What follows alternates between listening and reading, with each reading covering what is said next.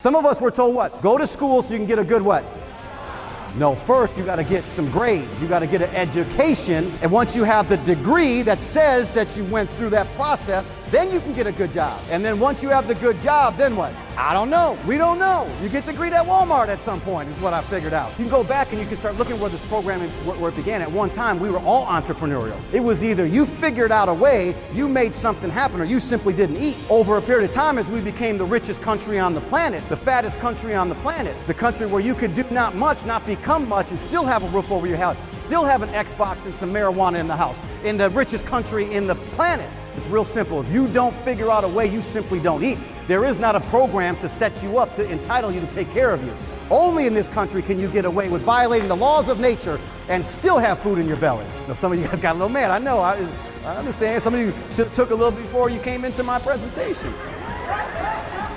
Anyhow, are you guys with me on this stuff? So it was programming conditioning, and it started when Carnegie hit the scene. Carnegie builds the first steel mill, and he pulls us in from our entrepreneurial pieces, whether it was farming the land or whatever little small businesses we had. He brings us in because look, he needed people to work in his factories. But here's what the most important thing, a couple things he did. He owned the real estate around the factory that were bringing people in. Now supply and demand was kicking in, real estate values were going up because we had to come in and crowd the land, which made the real estate more valuable for him and his family. The other thing that he did is he built the stores that we were going to inevitably have to shop in, richer and richer. The biggest thing though he did, he had to program the mind. He had to change our thinking. So he built the schools. Where do you think all the Carnegie stuff, the Carnegie Library, all these books and stuff that we get all so excited about, it came from Carnegie, who started to program the mind so that this generation would work for him, but he would get the programming started so the next generation would work for him or his heirs. They were already thinking differently. He was already thinking about generations that would come after and work for him. And they would sacrifice their own dreams for building his dreams.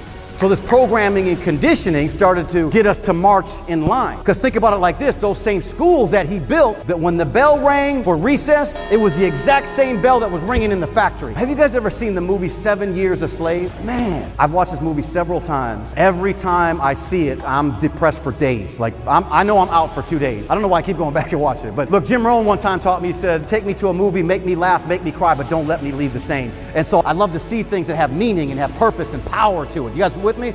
So what I really got out of that movie, if you guys remember the story, he was not born a slave. Because Harriet Tubman said it best. She said, I would have freed more slaves had they only known they were slaves. Like, I can't even comprehend that. We live in the land of the free, where we're not very free because people are telling us what to do, when to go to work, when to eat our lunch, when to take our vacation, when we can retire, all this stuff. So we act like we're free, but we're already slaves of a different type today. We've just changed that mentality to do it for somebody else.